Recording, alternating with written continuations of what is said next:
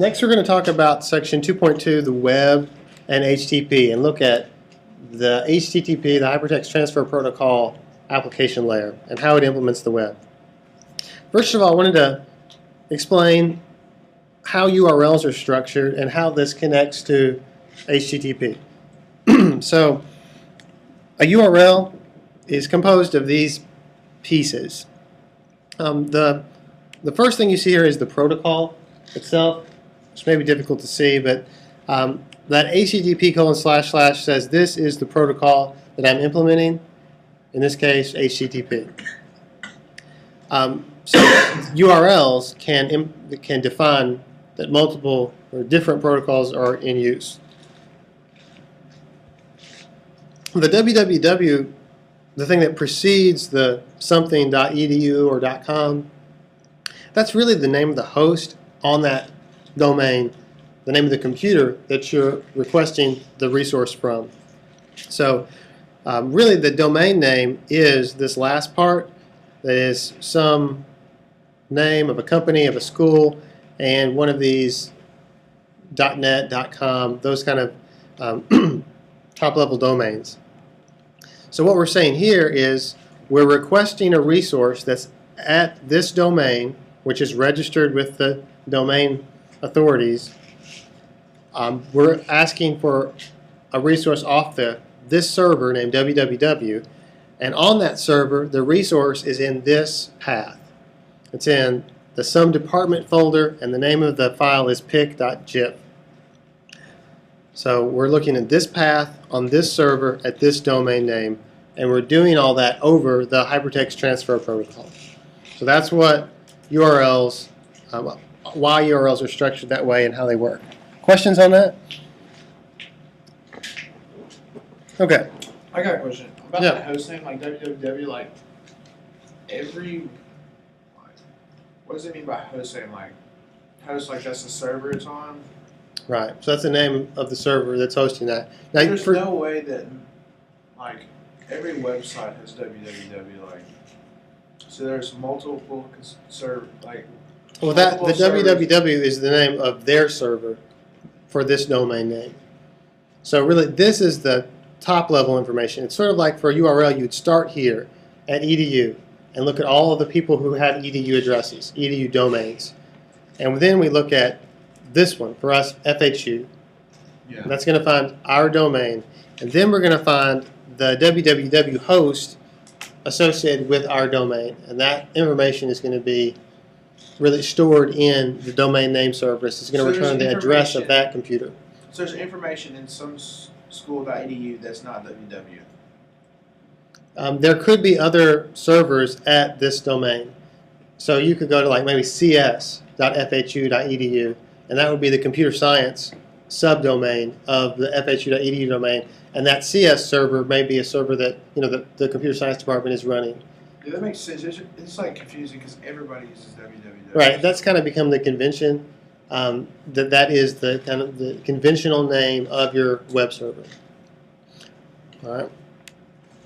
And you'll see sometimes you don't even have to type in www for it to work. And the way that works is that they've just said there's an alias for our domain name, and then the server that you go to when you're asking for web pages from our domain is it may forward you to the www server, or it may be named something else that's really hard to remember. And we'll talk more about this when we get to domain DNS stuff. How does HTTP work? This picture shows you an example of how HTTP works. We already said HTTP cares about reliability, so we're going to use TCP. So all these messages are going to be sent over a TCP connection. At the highest level, we have an HTTP client, which is Internet Explorer or Safari, Chrome. It's a web browser running on a computer. That HTTP client is talking to an HTTP server, which is something like Apache or IIS. An HTTP request message is sent, and an HTTP response message is returned to the client. And that's the way HTTP works. For HTTP, we are implementing this in TCP over a TCP connection, which is going to be a socket like we talked about before. It's going to use port 80. The server will accept TCP connections from a client that's when those connections are addressed to port 80.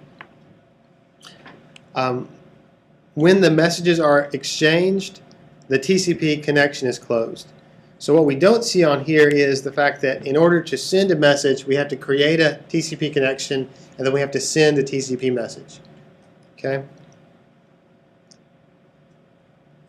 One thing to note about this, the design of HTTP, is that it's a stateless protocol. Stateless means that the server maintains no information about past requests from a client. Every request is independent.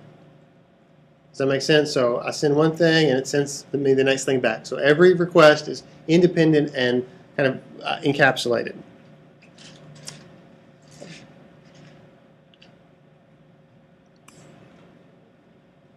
The reason why we don't like stateful services is that stateful services are more complex to maintain.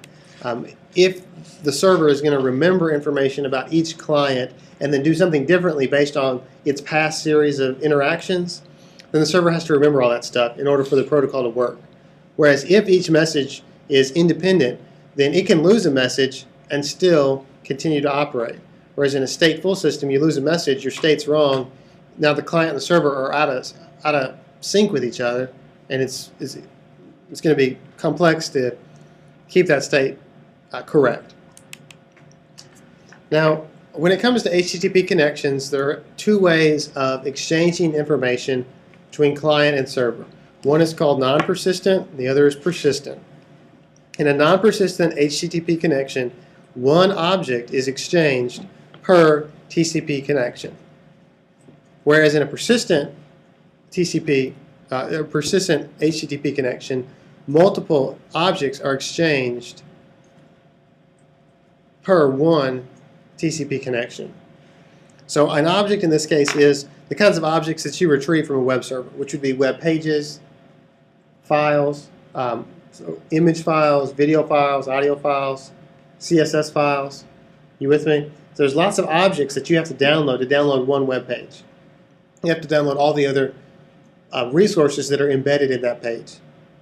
All right, so even if you want to see a page, you're going to have to download a lot of objects.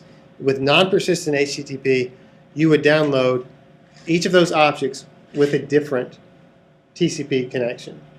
You set up a new connection and download it. With a persistent HTTP connection, you just make one TCP connection and download all the objects, request and receive them all. Let me show you this graphically. So if we're trying to retrieve this web page, index.htm, from some department at some school.edu from their web server, the first step is we're going to the client's going to initiate a TCP connection. We're just going to send a message. The server will accept that connection and send back a response saying that this TCP connection has been accepted. After that, the client will send the HTTP request message. All right, so we've got to set up the TCP connection first, the transport layer, and then we can send our application layer message. We send the message, the server will receive the request, process it, and then send back a response message. So generally this message, we're going to look at this in a little bit, but the message is, I need this file, right, index.htm, in the some department folder. The response is that file. So it's going to send it back. The client receives the response. In that response, in that HTML page, it may find 10 more references. So this is going to be like your CSS file, your images, your JavaScript includes, right, jQuery. And that means we're going to have to go get all those too. So the client then is going to, in a non-persistent HTTP scenario, it's going to close the TCP connection that it initiated in step 1A. And this whole process will be repeated 10 times. So create a new connection, request, response, close TCP connection, do it again. This is non-persistent. Do you see a problem with this? If we're going to have to download 10 more things. or some inefficiency. Maybe just the constant opening and closing of connections. Yeah, it seems like we're creating a lot of connections when that are waste. If we could just exchange them all over one TCP connection, it seems like we would save some time. All right, let's look at that a little bit more formally. The round trip time, or the RTT, is the time it takes for a small packet to travel from the client to the server and back again. Does this diagram make sense to you? So in our scenario, when we initiate a TCP connection, we have to send the packet to the server and get it back, kind of ignoring the server processing time. Then we have to request the file, and after this amount of time, right, the file is received here. So notice the response time, that is the response time to actually receive the first byte of the packet. How long is that going to be? What's the total response time? Just to receive the first bit of the file, how long are we going to have to wait?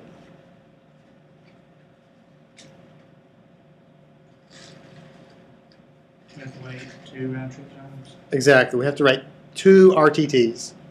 Now, how long is it going to take to get the whole file transmitted to us? However many bytes times 2 RTTs. No, it's not that complicated. But it's going to definitely take 2 RTTs to get the first bit right here. How long does it take to get the last bit? Well, it's the width of this green bar, which is the time that it took to transmit the file, which may be small compared to RTT. That's what this diagram shows. Okay, so we're going to have to spend 2 RTTs and the transmission time before we get the file. So this begins to show us the problem that since we've got to wait an RTTT that whole amount of time, which may be slow for a remote server, we're kind of wasting some time initiating extraneous, unneeded TCP connections. So that's the main problem with non-persistent HTTP. It's going to require 2 round trip times per object, in addition to a lot of overhead by the operating system to keep up with the TCP state. All right, so non-persistent HTTP requires 2 round trips per object. There's overhead in the terms of the TCP connections, and it may require this serial fetching, although browsers will often now download objects in parallel, and so they'll open up multiple TCP connections at the same time and download them all at the same time. Let's see what persistent HTTP would look like. Again, we're going to initiate the TCP connection on the client. The server accepts the connection and sends back a request message. Yeah, this is the same. The client sends the request message. This is an HTTP request message. Server receives it, processes it, sends back the response message. The client gets the response message, finds that in this web page there are 10 more files that it's going to have to download. In this case, it's going to repeat the process 10 times, but only steps 2, 3, and 4, not 1, 2, 3, and 4. Makes sense? So we're just going to use one TCP connection to transfer all of the files. When it's done with that, the server will close the TCP connection after all 10 files have downloaded. So the beauty of this is that we can reuse the open TCP connection. We'll get to send requests immediately for the subsequent files. And this is going to save us the time and the TCP state overhead in the operating system. We don't need all those different TCP connections. Okay, so that's a look at kind of a high-level picture of TCP in terms of persistent and non-persistent HTTP. Okay, let's look at what this HTTP request message actually looks like. We've seen when we send it, this is what it looks like. HTTP is a text-based format, protocol, meaning you can read it. It's just in regular ASCII letters. And this is what it looks like. There is a request line, which is here, which is going to have GET, and then the resource we want to get, and the protocol. There's a host, which is the host we're getting it from, the user agent, which is the type of browser we're using, what to do for the TCP connection when we're done, and we may ask for the language we want. When we enter 2 carriage returns, 2 enters, that signifies that this is the end of the message. Okay? This is another way of looking at it, which is kind of nice if you're kind of looking at breaking this message into chunks. So there's a method and then a space. So that's the get. There's the URL, which is this on the server. We don't need the whole. The host is down here. So the header field name : value, and then a carriage return line feed. We can have several of those, as many as we need. That's what these header lines are about. So that's why this host is the header field name, user agent : All right, you see the format. We have some special name that's used in the protocol, some property : value. And then when we get 2 spaces, that's the end. If we need to send information to the server in the request message, like this would be if we were filling out a form and sending out that data, it would be down here in the body, in yellow. This message down here, this example message, doesn't have anything like that. It's just requesting the page.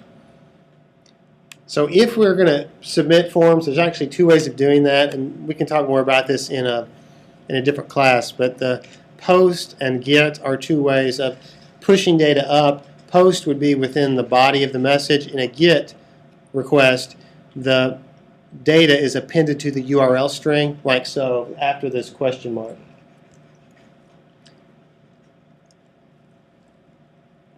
These are the method types, kind of the operations that are allowed in HTTP 1 and 2. And you'll notice that in 1.0 and 1.1. In 1.1, they added put and delete, so you can request in addition to getting and posting information, you can put and delete files.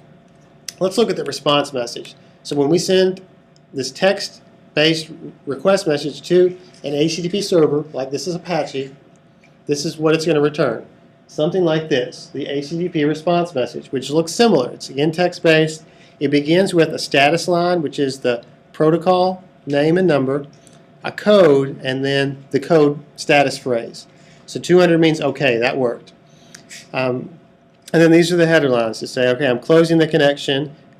May return the date, the server, the last modified date of the file, the length of the file, the type of the file, and then down here after 1 enter is the data in the file. So this would normally be something like HTML that's in a web page.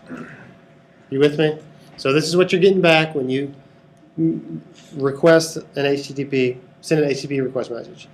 The status codes are like this. You've seen these on some web pages before. You know 404, all right, the page not found. And that comes from the definition of HTTP, where when a page isn't found, it returns that 404 status message. All right, so I would encourage you right now to go ahead and you be the browser. All right, if you will open up a console, like a terminal window, you guys all in Mac, you can be the browser by simply executing this line. So let's do that and see how that works.